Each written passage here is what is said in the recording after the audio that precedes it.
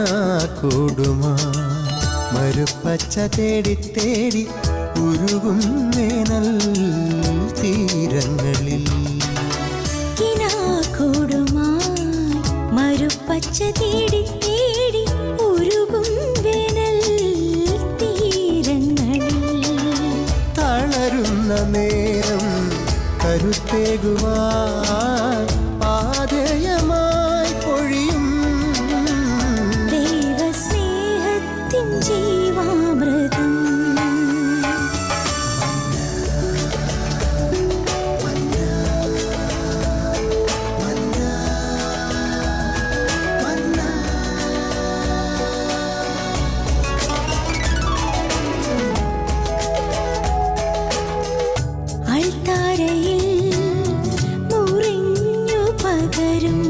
ആത്മയുഗത്തിൻ കൃപയായൊഴുകും അൾത്താരയിൽ മുറിഞ്ഞു പകരും. ആത്മയുഗത്തിൻ കൃപയായൊഴുകും വിശ്വസ്നേഹത്തിൻ ദൈവാമൃതം.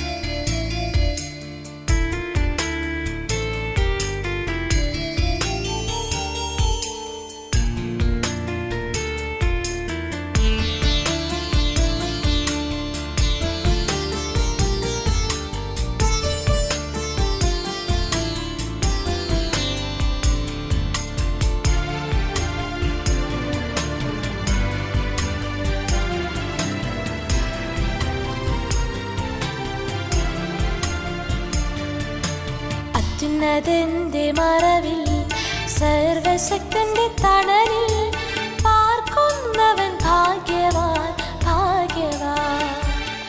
എന്റെ സങ്കേതവും കോട്ടയും ഞാൻ ആശ്രയിക്കും ദൈവവും നീ മാത്രമെന്നു കർത്താവോടേറ്റു ചൊല്ലിടും അവനേറ്റു ചൊല്ലിടും.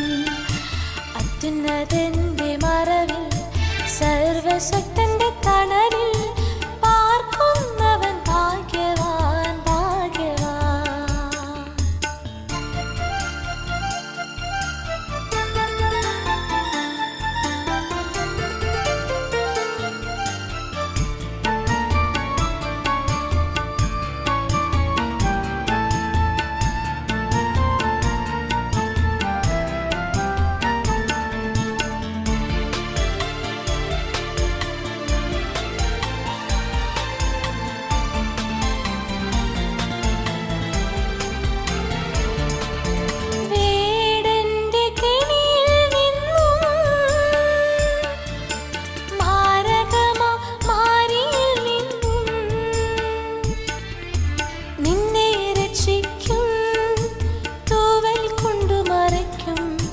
ചിറകിൻ കീഴിൽ നിനക്കഭയമേകും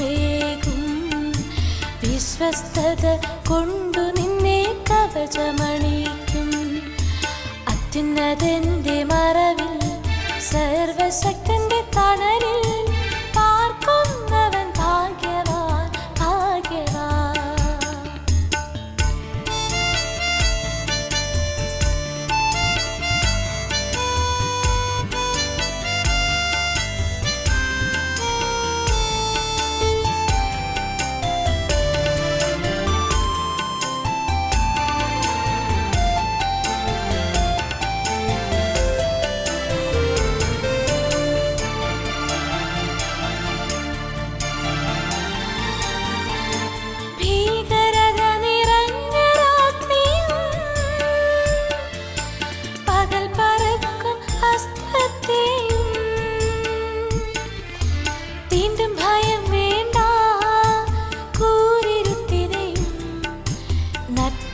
നട്ടുച്ചയ്ക്കണയും വിനാശത്തെയും പേടിക്കേണ്ട ദൈവം കൂടെയുണ്ട്.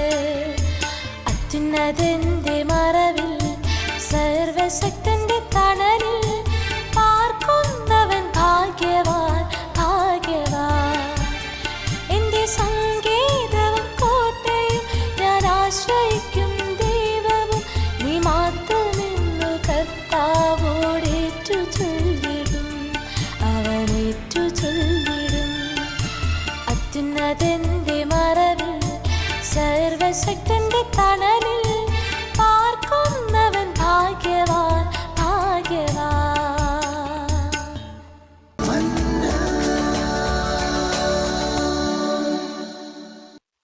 തിരുഹൃദയത്തെക്കുറിച്ച് നമുക്കൊന്ന് ധ്യാനിക്കാം.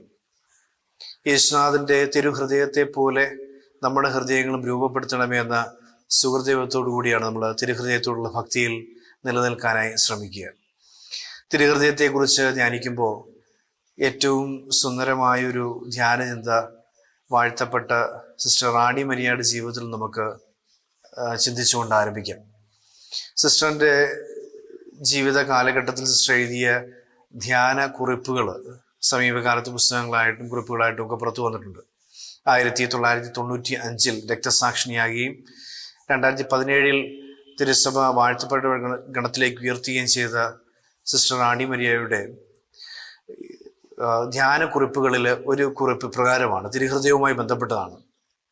യേശുനാഥൻ സിസ്റ്ററിനോട് സംസാരിക്കുകയാണ്.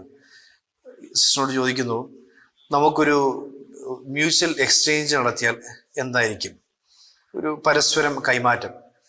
സിസ്റ്റർ ചോദിക്കുന്നു, അങ്ങ് എന്താണ് ആഗ്രഹിക്കുന്നത്? യേശുനാഥൻ സിസ്റ്ററിനോട് പറയുകയാണ്, നമുക്ക് ഹൃദയങ്ങൾ തമ്മിൽ കൈമാറാം. യേശുനാഥനോട് സ്നേഹമുള്ള ഏതൊരു വ്യക്തിയുടെയും ജീവിതത്തിൽ ഏറ്റവും അനുഗ്രഹീതമായ ആഗ്രഹമാണ് ഹൃദയം കൈമാറുക, അല്ലെങ്കിൽ ആ തിരുഹൃദയം പോലെ നമ്മുടെ ഹൃദയം രൂപപ്പെടുത്തുക എന്നുള്ളത്. സിസ്റ്റർ റാണി മരിയയും വലിയ താല്പര്യത്തോടും സന്തോഷത്തോടും കൂടി അതിന് സമ്മതം മൂളുന്നു. സമ്മതം മൂളുമ്പോൾ യേശുനാഥൻ വീണ്ടും സിസ്റ്ററിനോട് പറയുകയാണ്, അത് അത്ര കണ്ട് എളുപ്പമുള്ളൊരു കാര്യമല്ല. 2 ബുദ്ധിമുട്ടുകൾ നീ അഭിമുഖീകരിക്കേണ്ടതായിട്ട് വരും. ഒന്നാമത്തേത് എന്ന് പറയുന്നത്, നീ നിന്റെ ഹൃദയം നിന്നിൽ നിന്നും എടുത്തു മാറ്റണം. എങ്കിൽ മാത്രമേ എൻ്റെ ഹൃദയം അവിടെ സ്ഥാപിക്കാനായിട്ട് സാധിക്കുള്ളൂ. അതായത് നിന്റെ ഇഷ്ടങ്ങൾ നീ എടുത്തു മാറ്റണം, എൻ്റെ ഇഷ്ടങ്ങൾ സ്ഥാപിക്കപ്പെടണം. സമ്മതിക്കുന്നു. രണ്ടാമത്തെ പ്രശ്നം എന്ന് പറയുന്നത്, നിന്റെ ഹൃദയം തീരെ ചെറുതാണ്, എൻ്റെ ഹൃദയം ഒരുപാട് വലുതാണ്, വിശാലമാണ്. അപ്പം നിന്റെ ഹൃദയം ഇരിക്കുന്ന ആ ഭാഗത്ത് എൻ്റെ ഹൃദയം സ്ഥാപിക്കുക സാധ്യമല്ല. അതിന് കുറെ കൂടി വിശാലമായ സ്പേസ് ആവശ്യമായിട്ടുണ്ട്, സ്ഥലം ആവശ്യമായിട്ടുണ്ട്. അപ്പം അതും സിസ്റ്റർ സമ്മതിക്കുന്നു. കാരണം കുറെ കൂടി വിശാല ഹൃദയത്തോടു കൂടി, അല്ലെങ്കിൽ കുറെ കൂടി വികസിച്ച ഹൃദയത്തോടു കൂടി ജീവിക്കാൻ ശ്രമിച്ചാൽ മാത്രമേ ക്രിസ്തുവിൻ്റെ ഹൃദയത്തോടു കൂടി ജീവിക്കാൻ സാധിക്കുകയുള്ളൂ എന്ന ഓർമ്മപ്പെടുത്തലാണ്. അപ്പം ഇങ്ങനെ സിസ്റ്റർ ഹാർട്ട് ട്രാൻസ്പ്ലാന്റേഷന് വേണ്ടി ഒരുങ്ങുന്നതായിട്ട് നമുക്ക് കാണാൻ സാധിക്കും. ഈശോയുമായിട്ട് ഒരു ഹൃദയം മാറ്റിവെക്കൽ ശസ്ത്രക്രിയ. നമ്മൾ ആ ഹൃദയം മാറ്റിവെക്കൽ ശസ്ത്രക്രിയയെക്കുറിച്ചാണ് ചിന്തിക്കുന്നത്. ഹൃദയം മാറ്റിവെക്കൽ ശസ്ത്രക്രിയ എന്തിനാണ് നമ്മൾ സാധാരണ ചെയ്യാറുള്ളത് എന്ന് ചോദിച്ചു കഴിഞ്ഞാൽ, ഹൃദയത്തിന് ബുദ്ധിമുട്ടുകൾ ഉണ്ടാകുമ്പോഴാണ്, കുറവുകൾ അല്ലെങ്കിൽ കുഴപ്പം പിടിക്കുന്ന അല്ലെങ്കിൽ അസുഖം ബാധിക്കുന്ന സമയത്താണ് ഹൃദയം മാറ്റിവെക്കൽ ശസ്ത്രക്രിയ നമ്മൾ ചെയ്യാറുള്ളത്. ഉദാഹരണത്തിന്, ഹൃദയത്തിൽ ബ്ലോക്ക് ഉണ്ടാകുന്നു, അല്ലെങ്കിൽ ഹൃദയം വീക്കാവുന്നു, അല്ലെങ്കിൽ ഹൃദയം ഇനി പ്രവർത്തിക്കത്തില്ല എന്ന കണ്ടീഷനിലേക്ക് വരുമ്പോഴാണ് വളരെ പ്രധാനപ്പെട്ട, വളരെ സീരിയസ് ആയിട്ടുള്ള സർജറിയിലൂടെ നമ്മൾ കടന്നു ഹൃദയം മാറ്റിവെക്കൽ ശസ്ത്രക്രിയ. നമുക്ക് ഇപ്രകാരം ചിന്തിക്കാൻ സാധിക്കും. 3 തരത്തിൽ നമ്മുടെ ഹൃദയം പ്രവർത്തനരഹിതമാകത്തക്ക രീതിയിലേക്ക് പോകാൻ സാധ്യതയുണ്ട്. ഒന്നാമത്തേത്, ഹൃദയം വീക്കാകാനായിട്ട് സാധ്യതയുണ്ട്. അല്ലെങ്കിൽ ഹൃദയം വീക്കാകുക എന്ന് പറയുന്നത്, അകത്ത് അശുദ്ധി അടിഞ്ഞുകൂടുമ്പോൾ ദൈവത്തിൻ്റെ നന്മ പുറപ്പെടുവിക്കത്തക്ക രീതിയിൽ പ്രവർത്തനക്ഷമമല്ലാത്ത രീതിയിൽ നമ്മുടെ ഹൃദയങ്ങൾ മാറിപ്പോകാൻ സാധ്യതയുണ്ട്, അശുദ്ധി നിറയുക. രണ്ടാമത്തേത്, പുറത്തേക്ക് തിന്മ ഒഴുകുക. മൂന്നാമത്തേത്, ഹൃദയം കഠിനമാകുക. ഈ 3 അവസ്ഥകളിലൂടെ പോകുമ്പോഴാണ് നമ്മുടെ ഹൃദയം കർത്താവിൻ്റെ ഹൃദയത്തിന് യോജിക്കാത്ത രീതിയിലേക്ക് ആയി മാറുന്നത്. ഈ ഹൃദയം അശുദ്ധിയിൽ നിറയുന്നു എന്ന് പറയപ്പെടുന്നത് മത്തായിയുടെ സുവിശേഷം 5:28 നമ്മൾ വായിക്കുന്നുണ്ട്. നിന്റെ ഹൃദയത്തിൽ നീ അശുദ്ധി ചിന്തിക്കുമ്പോൾ നീ ആ പാപം ചെയ്തു കഴിഞ്ഞു. വ്യഭിചാരത്തെക്കുറിച്ചുള്ള പാപം പറയുമ്പോഴാണ് അത് പറയുന്നത്. ഹൃദയത്തിനുള്ളിൽ തന്നെ അശുദ്ധി, അഴുക്ക് വന്നുപോയി. അപ്പോൾ ഹൃദയം പ്രവർത്തനക്ഷമമല്ല. രണ്ടാമത് നമുക്ക് വായിക്കാൻ സാധിക്കും, മത്തായിയുടെ സുവിശേഷം 9:4 ഈശോ ചോദിക്കുന്നുണ്ട്, നീ ഹൃദയത്തിൽ തിന്മ നിരൂപിക്കുന്നത് എന്ത്? അതായത് ഹൃദയത്തിൽ നിന്ന് പുറത്തേക്ക് തിന്മ വരാൻ പോവുകയാണ്, പുറത്തേക്ക് ഒഴുകുന്ന തിന്മ. അതും ഹൃദയത്തെ പ്രവർത്തനക്ഷമമല്ലാത്ത രീതിയിലേക്ക് ആക്കി തീർക്കുന്നു.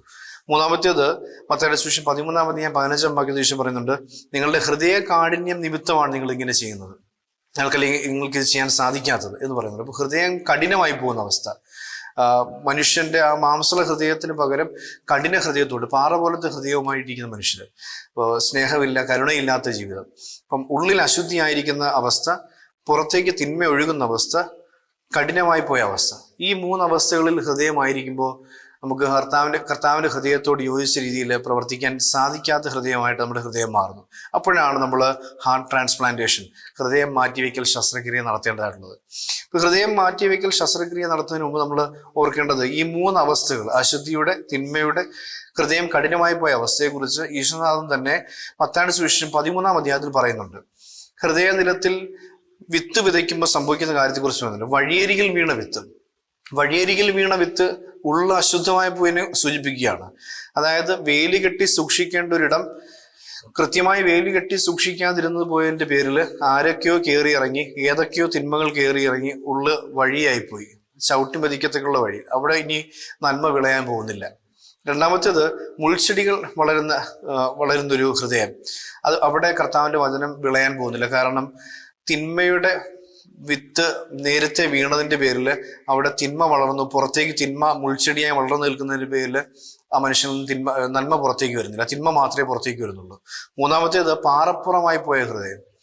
പാറപ്പുറത്തും ആ വിത്ത് വേര് ഓടാതെ ഉണങ്ങിപ്പോകുന്നതായിട്ടാണ് കാണാൻ സാധിക്കുക. അത് ഹൃദയ കാഠിന്യത്തെ സൂചിപ്പിക്കുന്നു. അപ്പോൾ ഈശോ തന്നെ പറഞ്ഞ വിധക്കാരൻ്റെ ഉപമയിൽ ഈ 3 തരം ഹൃദയത്തിന്റെ കുറവുകളെ കുറിച്ച് നമുക്ക് കാണാൻ സാധിക്കും. പിന്നീട് എങ്ങനെ ഇതിനെ പരിഹരിക്കാൻ സാധിക്കുന്നു, അതാണ് രണ്ടാമത്തെ ഭാഗം. അതിൻ്റെ ഹൃദയത്തിന് വേണ്ട ട്രീറ്റ്മെന്റ്, ആ ഒരു പരിചരണം നമ്മൾ നൽകേണ്ടത് എങ്ങനെയാണ്. പരിശുദ്ധ അമ്മയുടെ ജീവിതത്തിൽ നമുക്ക് ആദ്യത്തെ ഒരു പാഠം വായിച്ചെടുക്കാൻ സാധിക്കും. പരിശുദ്ധ അമ്മ ലൂക്കായുടെ സുവിശേഷം 2-ാം അധ്യായം 19-ാം വാക്യത്തിൽ പരിശുദ്ധ അമ്മയെ കുറിച്ച് പറയുന്നു, അവളെല്ലാം ഹൃദയത്തിൽ സംഗ്രഹിച്ചു. കർത്താവ് ചെയ്ത നന്മകളും കരുണയും കർത്താവിന്റെ വചനങ്ങളും ഹൃദയത്തിൽ സംഗ്രഹിച്ച പരിശുദ്ധ അമ്മയെ നമുക്ക് കാണാൻ സാധിക്കും. അതാണ് ഒന്നാമത്തെ പടി. രണ്ടാമത്തെ പടി നമുക്ക് ആദ്യത്തെ പാപ്പായായ പത്രോസിൽ നിന്നും വായിച്ചെടുക്കാൻ സാധിക്കും. പത്രോസ് 3 തവണ ഈശോയെ തള്ളിപ്പറഞ്ഞു കഴിയുമ്പോൾ ലൂക്കായുടെ സുവിശേഷം 22-ാം അധ്യായം 61-ാം വാക്യത്തിൽ നമ്മൾ കാണുന്നുണ്ട്, ഈശോ അവനെ നോക്കി. ആ നോട്ടം ദിവ്യകാരുണ്യത്തിന്റെ മുൻപിൽ ഇരിക്കുന്നതിന് സമമായ നോട്ടമാണ്.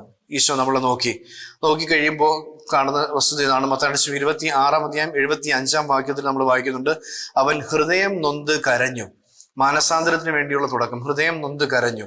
അപ്പം എല്ലാം ഹൃദയത്തിൽ സംഗ്രഹിക്കുന്നതിലൂടെയും ഹൃദയം നൊന്ത് കരയുന്നതിലൂടെയും ഹൃദയത്തിന് വേണ്ട ട്രീറ്റ്മെന്റ്, ആ രോഗി പരിചരണം നമുക്ക് അല്ലെങ്കിൽ ആ ഒരു സൗഖ്യത്തിന് വേണ്ടിയുള്ള തുടക്കം നമുക്ക് കുറിക്കാനായിട്ട് സാധിക്കും. ഇതാണ് നമ്മൾ ഈ 2 വ്യക്തികളിൽ നിന്നും ഹൃദയവുമായി ബന്ധപ്പെട്ട്. അപ്പൊ ഇവർ രണ്ടുപേരുടെയും ഹൃദയം കർത്താവിന്റെ തിരുഹൃദയത്തിന് യോജിച്ചതായി മാറുകയാണ്. മൂന്നാമത് നമ്മൾ കാണുന്നത്, ഈ ഹൃദയം ഈശോയുടെ ഹൃദയം തന്നെ ആക്കി തീർക്കുവാനായിട്ട് എന്ത് ചെയ്യാൻ സാധിക്കും, അതാണ് ഏറ്റവും പ്രധാനപ്പെട്ട ട്രീറ്റ്മെന്റ്. നമ്മൾ കാണുന്നു തിരുഹൃദയത്തിന് 5 പ്രത്യേകതകൾ നമുക്ക് കാണാനായിട്ട് സാധിക്കും. ഈ 5 പ്രത്യേകതകൾ നമ്മുടെ ഹൃദയത്തോട് ചേർത്ത് വെച്ച് നമ്മൾ പാലിക്കാൻ ശ്രമിച്ചാൽ നമ്മുടെ ഹൃദയം തിരുഹൃദയമായി രൂപപ്പെടുത്തിയെടുക്കാൻ സാധിക്കും. അല്ലെങ്കിൽ ആ ഹാർട്ട് ട്രാൻസ്പ്ലാന്റേഷൻ നടക്കുന്നത് നമുക്ക് മനസ്സിലാക്കാൻ സാധിക്കും. ഒന്നാമത്തേത്, കർത്താവിന്റെ തിരുഹൃദയത്തിന്റെ പ്രത്യേകത. നമ്മൾ പലപ്പോഴും കാറ്റഗിസം ക്ലാസ്സിലെ കുഞ്ഞുങ്ങളോടൊക്കെ ചോദിക്കും, എന്താണ് നമ്മുടെ ഹൃദയവും ഈശോയുടെ ഹൃദയവും തമ്മിലുള്ള വ്യത്യാസം എന്ന് ചോദിക്കുമ്പോൾ പെട്ടെന്ന് കുട്ടികൾ മറുപടി പറയുന്ന, ഈശോയുടെ ഹൃദയം പുറത്തിരിക്കും, നമ്മുടെ ഹൃദയം അകത്തിരിക്കും. തിരുഹൃദയ ചിത്രത്തിൽ നമ്മൾ കാണുന്ന കാര്യമാണ്. ഇത് വലിയൊരു അർത്ഥം പേർന്നൊരു വസ്തുതയാണ്. സ്നേഹം പുറത്ത് പ്രകടിപ്പിക്കാനുള്ളതാണ്, ഉള്ളിൽ ഒളിച്ചു വെക്കാനുള്ളതല്ല എന്ന് സൂചിപ്പിക്കുന്നതാണ് കർത്താവിന്റെ പുറത്ത് വെച്ചിരിക്കുന്ന തിരുഹൃദയം. അപ്പോൾ ഒന്നാമത്തെ പ്രത്യേകത, സ്നേഹിക്കുക, സ്നേഹം പ്രകടിപ്പിക്കുക. അത് മനുഷ്യരോട് കരുണ കൊണ്ട് പ്രകടിപ്പിക്കുക, കർത്താവിനോട് ഭക്തി കൊണ്ട് പ്രകടിപ്പിക്കുക. ഡീഡ്സ് ആൻഡ് ഡിവോഷൻ എന്ന് വേണമെങ്കിൽ വിളിക്കാൻ സാധിക്കും. പ്രവൃത്തിയും ഭക്തിയും കൊണ്ട് പ്രകടിപ്പിക്കേണ്ടതാണ് സ്നേഹം. രണ്ടാമത്തേത്, ഓൾവേസ് അലൈവ്. ഇങ്ങനെ ജ്വലിച്ചു നിൽക്കുന്ന തിരുഹൃദയം, തീ പിടിച്ചു നിൽക്കുന്ന ഹൃദയം. ആ തീ അണയുന്നില്ല. ആ മരുഭൂമിയിൽ മോശ കണ്ട മുൾപ്പടർപ്പൊക്കെ പോലെ തീ അണയാതെ, ശാരമായി പോവാതെ നിരന്തരം ജ്വലിച്ചു നിൽക്കുന്ന ഹൃദയം. ആ സ്നേഹത്തിന്റെ തീനാളങ്ങൾ താന്നു വരുന്നില്ല, കെട്ടുപോകുന്നില്ല. അത് എപ്പോഴും ജ്വലിച്ചു തന്നെ നിൽക്കുകയാണ്. അപ്പൊ എപ്പോഴും ജ്വലിച്ചു നിൽക്കുന്ന, അവസാനം വരെ ജ്വലിച്ചു നിൽക്കുന്ന ഒരു സ്നേഹത്തിന്റെ ജ്വലനം ഭക്തിയിലും സ്നേഹത്തിലും സൗഹൃദത്തിലും ദാമ്പത്യത്തിലും സാഹോദര്യത്തിലും ഒക്കെ നമ്മൾ പുലർത്തേണ്ടതായിട്ടുണ്ടെന്ന് ഈശോനാഥന്റെ തിരുഹൃദയം നമ്മളെ പഠിപ്പിക്കുകയാണ്. മൂന്നാമത്തെ പ്രത്യേകത, മുൾക്കിരീടം വെച്ചിരിക്കുന്ന ഹൃദയം. സഹനങ്ങളിലൂടെ കടന്നു പോകേണ്ടി വരുമ്പോഴും മറ്റുള്ളവർ ദ്രോഹിക്കുമ്പോഴും ആ മുൾക്കിരീടം പേറിക്കൊണ്ട് സ്നേഹം പങ്കുവയ്ക്കാൻ സാധിക്കുക. സഹനത്തിലൂടെ കടന്നു പോകുമ്പോഴും പങ്കുവയ്ക്കപ്പെടുന്ന സ്നേഹം. ഇതാണ് കർത്താവിന്റെ തിരുഹൃദയം പഠിപ്പിക്കുന്ന മൂന്നാമത്തെ ആ ഹൃദയത്തിന്റെ പ്രത്യേകത. നാലാമത്തെ പ്രത്യേകത, തിരുമുറിവുള്ള ഹൃദയം. സാധാരണഗതിയിൽ ആ ഹൃദയത്തിൽ നിന്നും രക്തം പമ്പ് ചെയ്ത് സ്വന്തം ശരീര അവയവങ്ങളിലേക്ക് മാത്രമേ നമ്മൾ കൊടുക്കുന്നുള്ളൂ. പക്ഷേ കർത്താവിന്റെ തിരുഹൃദയത്തിന്റെ പ്രത്യേകത രക്തം പുറത്തേക്ക് പമ്പ് ചെയ്യുകയാണ്. പുറത്തേക്ക് കരുണയായിട്ട് ഒഴുകുന്ന തിരുരക്തവും തിരുജലവും മറ്റുള്ളവരുടെ രക്ഷയ്ക്ക് വേണ്ടി ഉപകരിക്കപ്പെടുന്നു. അപ്പൊ എൻ്റെ ഹൃദയത്തിലെ സ്നേഹം എന്നെ ചുറ്റിപ്പറ്റിയുള്ളവർക്കും എൻ്റെ കുടുംബത്തിനും വേണ്ടി മാത്രമല്ലതല്ല, സകലർക്കും വേണ്ടിയുള്ളതായി പങ്കുവയ്ക്കാൻ തിരുഹൃദയത്തെ പോലെ ആ കരുണ ഒഴുകുന്ന ഹൃദയമായി എൻ്റെ ഹൃദയം മാറുമ്പോൾ ഈശോയുടെ ഹൃദയത്തിന് യോജിച്ച രീതിയിൽ എൻ്റെ ഹൃദയം വളരുന്നു എന്ന് നമുക്ക് മനസ്സിലാക്കാൻ സാധിക്കും. അഞ്ചാമത്തെ പ്രത്യേകത, ഈ തിരുഹൃദയത്തിന് മുകളിൽ ഒരു കുരിശ് നാട്ടിയിട്ടുണ്ട്, കൊടിമരം പോലെ.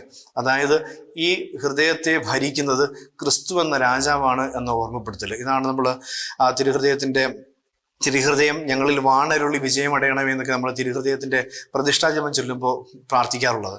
തിരുഹൃദയത്തിൽ എന്നോണം നമ്മുടെ ഹൃദയത്തിലും ക്രിസ്തു ഭരണം നടത്തണമെന്നുള്ള ഓർമ്മപ്പെടുത്തലാണ് അഞ്ചാമത്തെ പ്രത്യേകത. ഈ 5 പ്രത്യേകതകൾ നമ്മുടെ ജീവിതത്തിൽ ഉണ്ടെന്നുണ്ടെങ്കിൽ തീർച്ചയായും നമ്മുടെ ഹൃദയം തിരുഹൃദയത്തെ സമാനമായ രീതിയിൽ മാറ്റിയെടുക്കാൻ നമുക്ക് സാധിക്കും. ഒരു കുഞ്ഞു സംഭവം വിശുദ്ധ അന്തോനീസിന്റെ, പാതുവാന വിശുദ്ധ അന്തോനീസിന്റെ ജീവിതത്തിലുള്ളത് നമുക്ക് ഓർത്തെടുക്കാം. വിശുദ്ധൻ ജീവിച്ചിരുന്ന കാലഘട്ടത്തിൽ ആ നാട്ടിലുള്ളൊരു ധനികനായ മനുഷ്യൻ മരിച്ചു.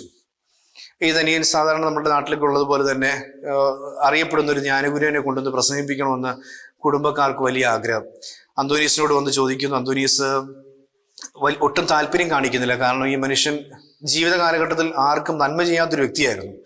അവസാനം അന്തോനീസ് നിർബന്ധം സഹിക്കുക വയ്യാതെ അവിടെ വരുന്നു. ഈ മൃതശരീരത്തിനടുത്ത് നിന്നും പ്രസംഗിക്കുകയാണ്. പ്രസംഗിക്കാൻ തുടങ്ങുമ്പോൾ അന്തോനീസ് പറയുന്നത് മത്തായിയുടെ സുവിശേഷം 6-21 വാക്യമാണ്. നിന്റെ നിക്ഷേപം എവിടെയോ അവിടെ ആയിരിക്കും നിന്റെ ഹൃദയവും. ഇത് പറഞ്ഞ് അവസാനിപ്പിച്ചു കഴിഞ്ഞിട്ട് അന്തോനീസ് ആ കുടുംബക്കാരോടായിട്ട് പറയുന്നു, ഇദ്ദേഹത്തിന്റെ ഹൃദയം ഈ മൃതശരീരത്തിൽ ഇല്ല. ഉടൻ തന്നെ ഈ നിക്ഷേപം എവിടെയാണോ അവിടെയാണ് ഹൃദയം എന്ന വാക്യം അടിസ്ഥാനപ്പെടുത്തിയാണെങ്കിൽ ഇദ്ദേഹത്തിന്റെ നിക്ഷേപം എവിടെ, അവിടെ ചെന്ന് നോക്കുക എന്ന് ആവശ്യപ്പെടുന്നു. ഈ ഭാര്യയും മക്കളും സഹോദരങ്ങളും എല്ലാം ചേർന്ന് ഇദ്ദേഹത്തിന്റെ മുറിയിലെ അലമാരയ്ക്കുള്ളിൽ പണപ്പെട്ടി തുറന്നു നോക്കുമ്പോൾ സ്വർണത്തിനും പണത്തിനും ഇടയിലിരിക്കുന്നു ആ ഹൃദയം. മരണപ്പെട്ട മനുഷ്യന്റെ ഹൃദയം പണപ്പെട്ടിക്കകത്തിരിക്കുകയാണ്. അപ്പൊ അത് സൂചിപ്പിക്കുന്നത് വ്യക്തമായും ഈശോ പറഞ്ഞ വാക്യം കാണിച്ചു കൊടുത്ത് പ്രസംഗിക്കുന്ന അന്തോനീസിനെ നമുക്ക് കാണാൻ സാധിക്കുക. നമ്മളുടെ ഹൃദയം ഏതെങ്കിലും ഒരു വസ്തുതയിൽ കുരുങ്ങിക്കിടക്കുകയാണെങ്കിൽ അത് കർത്താവിൽ ലയിക്കത്തില്ല, കർത്താവിൽ ചേരത്തില്ല, അത് അതിൽ തന്നെ കിടക്കും, അത് ഭൂമിയിൽ തന്നെ കിടക്കും എന്ന് ഓർപ്പിക്കുന്ന രീതിയിലാണ് ഈ അത്ഭുതം വിശുദ്ധ അന്തോനീസ് പ്രവർത്തിക്കാൻ നമുക്ക് കാണാൻ സാധിക്കുക. നമുക്ക് വെളിപാട് പുസ്തകത്തിലെ വരി ധ്യാനിച്ചുകൊണ്ട് ഈ ചിന്തകൾ അവസാനിപ്പിക്കാം. 3-ാം അധ്യായം 20-ാം വാക്യം.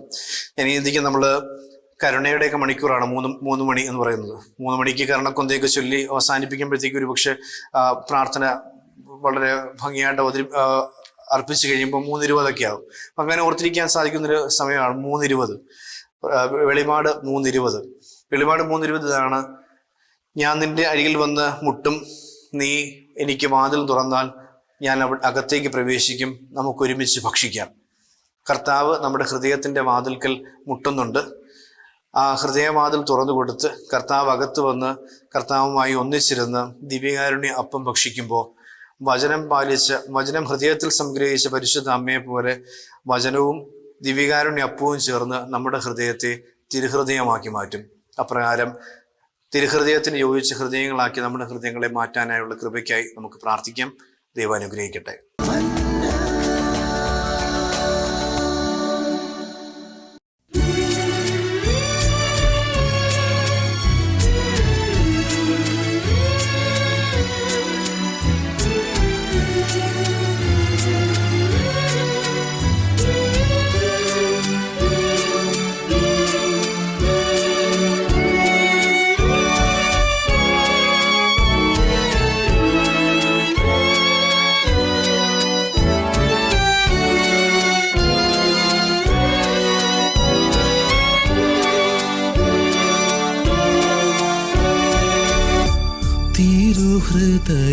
ഹൃദയനാഥനെ ആധരങ്ങളാലെ ഞാൻ അവിടുത്തെ നാമമെന്നും ഏറ്റുപാടുമേ. തിരുഹൃദയനാഥനെ ആധരങ്ങളാലെ ഞാൻ അവിടുത്തെ നാമമെന്നും ഏറ്റുപാടുമേ. തിരുഹൃദയമേ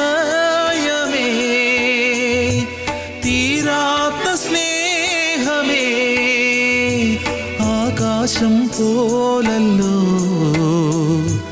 നിന്റെ വിശ്വസ്തത. തിരുഹൃദയമേ,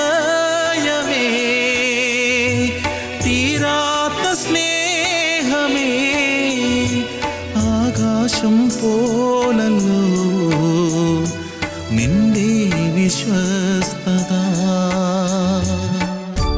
തിരുഹൃദയനാഥനീ, ആധരങ്ങളാലെ ഞാൻ അവിടുത്തെ നാമമെന്നും ഏറ്റുപാടുമേ.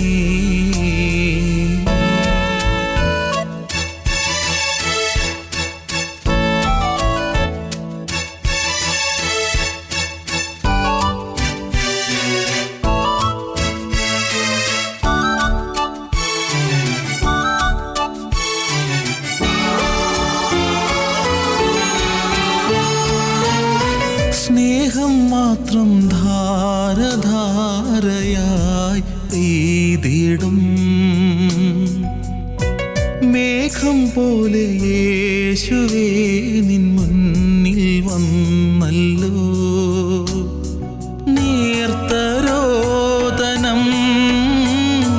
കാതോർത്തു കേട്ടു നീ, ആർദ്രഭാവങ്ങൾ പേരോടെ കണ്ടു നീ. ഒന്നും മറയ്ക്കാനില്ലേശുവേ നിൻ ദിവ്യസന്നിധേ. നീ എൻ ജീവസംഗീതമാ. തിരുഹൃദയനാഥനീ, ആധരങ്ങളാലെ ഞാൻ അവിടുത്തെ നാമമെന്നും ഏറ്റുപാടുമേ.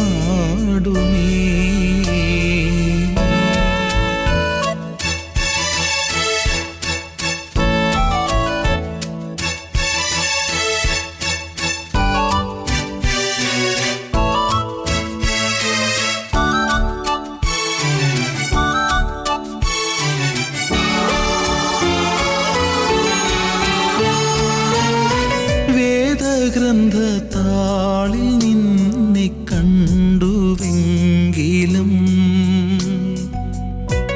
ആദ്യമായി അനുഭവിച്ചതോ ഈ ഓസ്തിയിൽ ഉമ്മ നൽകവേ അമ്മ നൽകിയ ആദ്യ പാഠങ്ങൾ, ആത്മദീപങ്ങൾ. ആർക്കും മായ്ക്കാൻ കഴിഞ്ഞിടാത്ത ദിവ്യപുണ്യമാ ആയുഷ്കാലം കാത്തുപോരും ഞാൻ. തിരുഹൃദയനാഥനീ, ആധരങ്ങളാലെ ഞാൻ അവിടുത്തെ നാമമെന്നും ഏറ്റുപാടുമേ. തിരുഹൃദയനാഥനീ, ആധരങ്ങളാലെ ഞാൻ അവിടുത്തെ നാമമെന്നും ഏറ്റുപാടുമേ. തിരുഹൃദയമേ, തീരാത്ത സ്നേഹമേ, ആകാശം പോലല്ലോ നിന്റെ വിശ്വസ്തത. തിരുഹൃദയമേ, തീരാത്ത സ്നേഹമേ, ആകാശം പോലല്ലോ നിന്റെ വിശ്വസ്തത. തിരുഹൃദയനാഥനീ, ആധരങ്ങളാലെ ഞാൻ അവിടുത്തെ നാമമെന്നും ഏറ്റുപാടുമേ.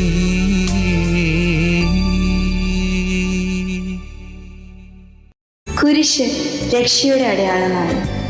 സ്നേഹത്തിൻ്റെയും പങ്കുവെക്കലിൻ്റെയും മഹത്തായ അനുഭവം.